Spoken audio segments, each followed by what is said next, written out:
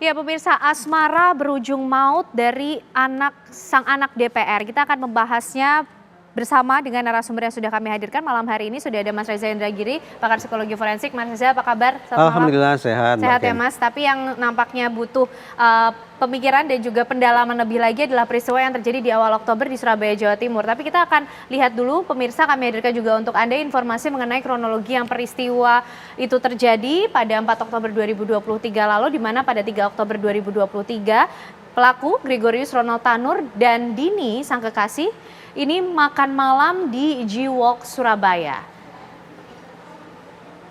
Selanjutnya dari peristiwa tersebut, pada tanggal 3 Oktober di hari yang sama, setelah itu keduanya kemudian diundang oleh rekannya ke Black Hole KTV Club di Surabaya.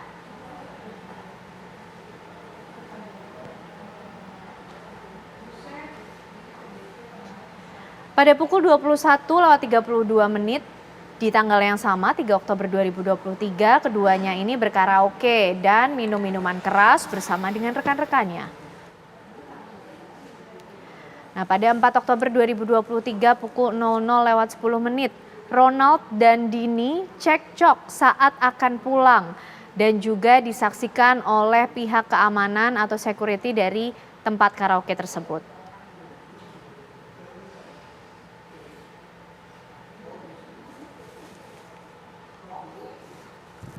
Nah, pada tanggal 4 Oktober tersebut, Ronald ini melakukan kekerasan hingga membuat Dini terjatuh. Lokasinya masih di tempat parkir basement dari Black Hole KTV Surabaya itu, pemirsa.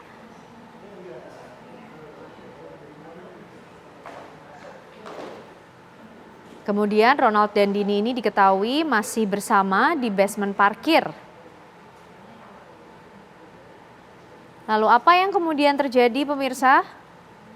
Kami ingatkan kembali, mungkin pada 4 Oktober 2023 Ronald ini memacu kendaraannya dan kemudian mengakibatkan Dini terlindas serta terseret sejauh 5 meter.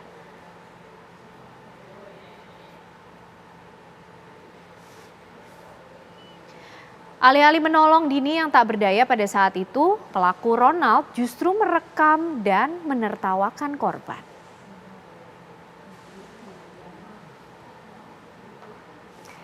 Baik Mas Reza, mungkin kita akan coba bahas poin demi poinnya dari kronologi peristiwa yang ada. Pertama, apakah kemudian yang melatar belakangi atau Mas Reza melihat motif paling kuat yang membuat pelaku ini setega itu melakukan tindakannya kepada kekasihnya sendiri yang selama ini kalau kita lihat di sosial medianya nampak begitu dekat mereka dan polisi menyampaikan karena pengaruh alkohol, ada cekcok yang mendasarinya. Semudah itu kan Mas Reza? Saya padukan antara kronologi TV One dengan kronologi yang sempat saya simak di pemberitaan online ya. Sejak saat itu pun saya sudah langsung mempertanyakan pihak kepolisian yang sebatas menggunakan pasal penganiayaan. Saya pribadi kurang setuju dengan pasal itu, kenapa? Karena saya menemukan adanya pola kekerasan yang bereskalasi. Kita mundur satu langkah, polisi menggunakan pasal penganiayaan. Tampaknya bertitik tolak dari kondisi di mana tersangka ini menenggak minum-minuman keras. Lalu diasumsikan mabuk, kehilangan kontrol diri, sehingga perilaku kekerasan yang dilakukan terhadap korban sekeji apapun, sebrutal apapun dianggap sebagai perilaku yang acak. Karena sekali lagi tersangka dianggap berada di bawah pengaruh alkohol. Tapi saya menemukan sekali lagi adanya pola perilaku yang bereskalasi. Misalnya, awalnya tersangka melakukan serangan ke bagian bawah tubuh korban, yaitu kaki. Kemudian beralih menjadi serangan ke bagian atas tubuh korban, yaitu kepala. Awam saja, kalau harus dibandingkan mana dampak yang lebih serius, serangan ke kaki atau serangan ke kepala, kita langsung temukan jawabannya. Bahwa serangan ke kepala niscaya lebih fatal daripada serangan ke kaki. Itu satu. Yang kedua, tersangka awalnya melakukan serangan dengan tangan kosong. Tapi kemudian beralih menggunakan alat yang tidak dimanipulasi. Artinya alat yang serta-merta langsung bisa digunakan oleh tersangka untuk menyakiti korban. Dalam hal ini adalah botol. Ternyata tidak berhenti sampai di situ. Berlanjut dengan penggunaan alat yang harus dimanipulasi. Menyalakan mesin mobil, lalu mengendarai mesin mobil sedemikian rupa sampai menabrak tubuh korban. Nah, dua ilustrasi yang saya katakan tadi, yaitu arah serangan dan penggunaan alat, menunjukkan saya berasumsi, menduga kuat bahwa tersangka ini betapapun dia menenggak minum-minuman keras, tapi dia masih memiliki kesadaran untuk mengontrol perilakunya. Sayang beribu sayang, kontrol perilaku yang dia lakukan bukanlah dengan menghentikan atau menurunkan bobot kekerasan, tapi justru mengontrol perilakunya agar semakin lama semakin berat, semakin parah, semakin fatal akibatnya. Dengan asumsi bahwa tersangka ini ternyata masih punya kesadaran sedemikian rupa, maka patut diduga kuat bahwa tersangka pun ketika melancarkan aksi kekerasan itu sudah berpikir, sudah bisa berimajinasi atau membayangkan bahwa perbuatannya akan mengakibatkan korban kehilangan nyawa. Oke.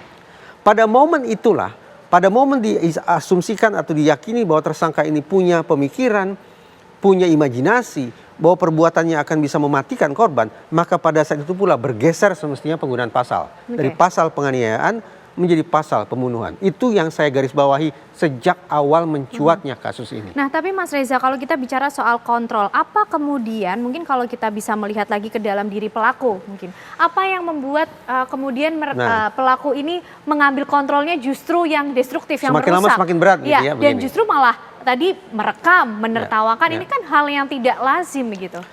Kalau kita bicara tentang motif orang melakukan kejahatan termasuk kekerasan, maka kemungkinannya hanya dua. Satu, motif emosional, dan yang kedua motif instrumental. Kalau bicara tentang motif instrumental berarti bicara tentang bagaimana aksi kejahatan ini dilakukan untuk mendapatkan manfaat tertentu. Mendapatkan uang, mendapatkan popularitas, menutupi kejahatan lain dan seterusnya. Tetapi mencoba mencermati pemberitaan media tentang rangkaian perilaku tersangka, saya menangkap kesan kuat bahwa motif tersangka bukanlah motif instrumental. Perilaku kekerasan yang semakin lama semakin membabi buta, bahkan juga kekerasan secara verbal sudah dilancarkan di gawai, saya duga kuat ini adalah motif emosional. Berarti ada amarah, ada kebencian, sakit hati atau perasaan negatif lainnya yang sedemikian bergejolak pada diri tersangka, yang seolah-olah hanya bisa terlunaskan kalau dia melancarkan kekerasan perilaku yang sama bobotnya dengan perasaan negatif itu. Oke, Mas Reza, menarik kita mungkin sambil melihat lagi kronologi berikutnya dari peristiwa yang terjadi pada 4 Oktober 2023. Ini pelaku memasukkan korban ke dalam bagasi, membawanya ke apartemen korban. Ya. Oke, dan selanjutnya pemirsa, pada pukul 1:15 sesampai di apartemen, Ronald ini berupaya untuk memberikan nafas buatan saat mengetahui Dini sudah dalam kondisi yang tidak berdaya pasca terjadinya tindakan penganiayaan yang pada saat itu disebut dari pelaku kepada korban.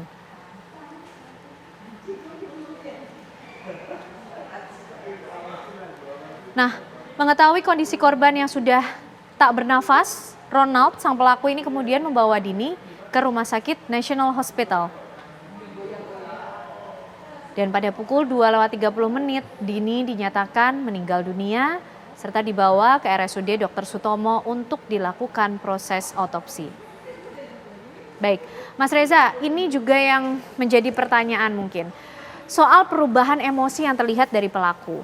Tadi di awal pada saat di basement parkiran, ia bahkan merekam, menertawakan korban. Tapi kemudian dia mencoba memberikan pertolongan. Dan terlihat dari rekaman CCTV, pelaku ini bahkan sempat menangis melihat kondisi sang kekasih yang sudah tak berdaya, bahkan kemudian meninggal dunia atas perlakuannya sendiri. Tadi saya berasumsi bahwa tersangka ini masih punya kesadaran ya, yang memungkinkan dia untuk melakukan garis bawah, kontrol perilaku. Dengan demikian, rangkaian kronologi yang berikutnya yang baru saja disajikan itu memunculkan kesan bahwa tersangka tampaknya sedang memainkan atau menjalankan misi kedua kejahatan.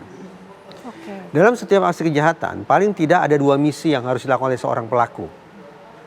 Misi pertama kita diskusikan lain waktu. Tapi misi kedua adalah bagaimana si pelaku ini memastikan bahwa apa yang dia lakukan akan bisa mempersulit proses penegakan hukum. Apa yang harus dia lakukan adalah memastikan dia akan mendapatkan hukuman yang minimal. Bahkan syukur-syukur bebas dari sanksi. Berarti kembali melakukan manipulasi. Tepat. Kontrol diri yang ada pada diri dia itulah yang membuat dia bisa mengendalikan perilaku sedemikian rupa dalam rangka menjalankan misi kedua tadi. Kalaulah tidak lolos sepenuhnya dari jerat pidana, tapi paling tidak dia bisa menampilkan perilaku yang memunculkan kesan bahwa dia punya itikat baik dan seterusnya. Yang diharapkan rangkaian perilaku yang tanda petik positif macam itu akan bisa meringankan dia dari sanksi pidana sekiranya dia divonis bersalah nantinya. Atas dasar itu, saya tidak akan menelan bulat-bulat klaim bahwa tersangka ini misalnya menyesali perbuatannya, tersangka ini melakukan perbuatannya awalnya secara tidak sadar, saya tidak akan berasumsi seperti itu, tapi seluruh rangkaian perilakunya adalah perilaku yang terkendali dalam rangka sekali lagi menjalankan misi kedua, kejahatan. Oke, karena sudah terlanjur terjadi apa yang kemudian di luar kontrol. Dia harus berupaya semaksimal mungkin agar bisa lolos dari lubang jarum. Oke, baik. Ibaratnya seperti itu. Mas Reza, menarik, kita nanti masih akan membahas mengenai peristiwa ini, tapi sebelumnya kami hadirkan juga untuk Anda pemirsa pernyataan dari Kasat Reskrim mengenai pasal pembunuhan kemudian yang dikenakan kepada pelaku usai rekonstruksi dilakukan pada peristiwa ini. Yang mana dari hasil gelar perkara tersebut dapat disimpulkan adanya sebuah keyakinan penyidik, adanya peristiwa tindak pidana menghilangkan nyawa orang lain dan atau penganiayaan, sehingga disepakati terhadap GR kami terapkan pasal Premier 338 KUHP subsidiar 351 ayat 3 KUHP. Selanjutnya penyidik akan segera melengkapi berkas perkara untuk dilimpahkan ke JPU. Ya, kita akan membahas mengenai pernyataan dari pihak kepolisian yang kemudian mengenakan pasal pembunuhan kepada pelaku, tapi usai jeda pemirsa, kami kembali untuk Anda.